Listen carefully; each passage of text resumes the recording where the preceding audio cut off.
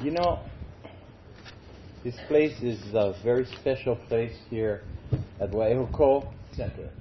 And when Kamehameha fought Kalani Kukule up in Iao Valley, mai kaiki mai luna mai e, o na mea huna noea o na mele. Aloha, everyone. It's great to be back today for Waiehu Kou 4. I've been at most of the groundbreakings and then the dedications here in Waiehu Kou. The reason I like to come in person is because I want to see what this is really about. What I mean by that is it's not really about the materials or the houses or all the paperwork that I get to sign off on to make these projects happen. What it's really about is the families.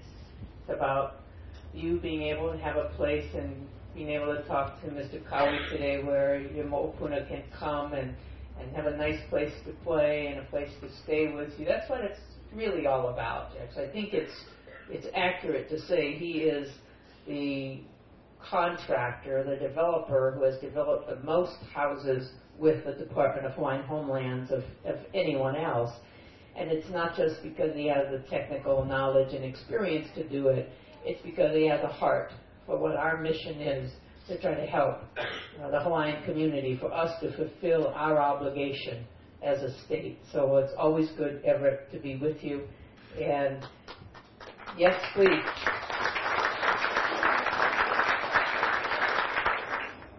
It was important to Everett and I, before this project started, I know we had sat down and breaking the 400 mark was a benchmark that we had talked about. That was important. And obviously once that was achieved and we broke ground on this project, we sat down and started creating new goals. And we do have new goals together that we want to achieve. And I appreciate him continuing that quest to move forward, because the number 400 means a lot. That's 400 families. That's 400 generations. That's 400 families that were either renting in this community, 400 families that were stacked up in a multi-generational home or moved from a condo and into a real home. And the precedent that sets for the future generations to realize that home ownership is realistic. It can happen. And that's monumental. And I want to thank Everett for being part of that quest for us. And to the governor, amen.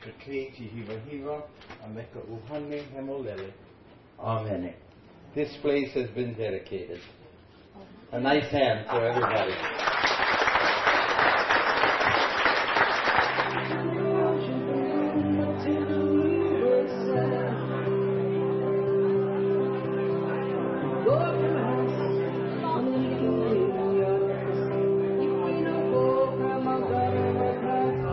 A great opportunity for another 90 families to be able to have the dream of home ownership, and the Department of Hawaiian Homelands has done an outstanding job. And I like to come to the dedications because it brings to life what we're all working for, and that is to make life better for these families. And the great thing about Hawaiian Homes is that for each family who moves in here, it's one less family that's out in the private sector looking for housing, and that helps us keep our housing prices down. And for those Well, our goal statewide is 1,000 units a year.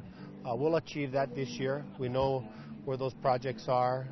We're awarding those units now. We're turning over anywhere between 50 to 70 new homes a month throughout the state.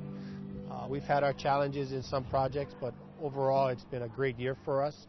And I think 2008 is going to be another great year for Native Hawaiians getting on the land. These days are chicken skin days. I mean, when you see the first families moving in and you see their kids moving boxes into their rooms, it's a wonderful experience. And a lot of these houses and homes will represent the first time the child has had their own room. And you look at the ramifications that has on that child's academic performance, on their self-esteem. It's wonderful to be part of it. As you know, there's a severe shortage of housing, affordable housing on Maui.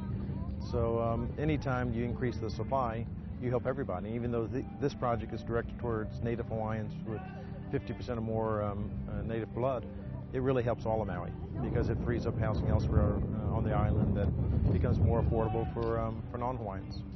It's I think we have an obligation. I think Maui's been very good to us, and we enjoy doing our profitable vacation home projects, and we provide creating those lifestyles for Maui's visitors and part-time residents.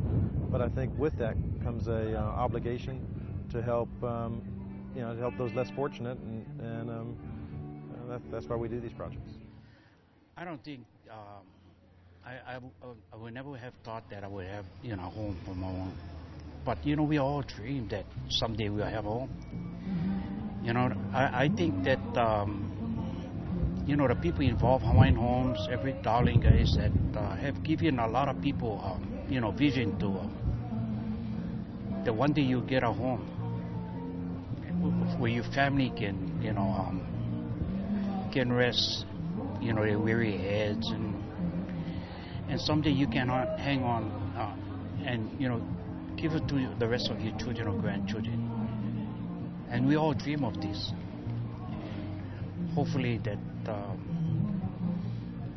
Hawaiian Homes and everything will give other people their dreams too, as well as I did.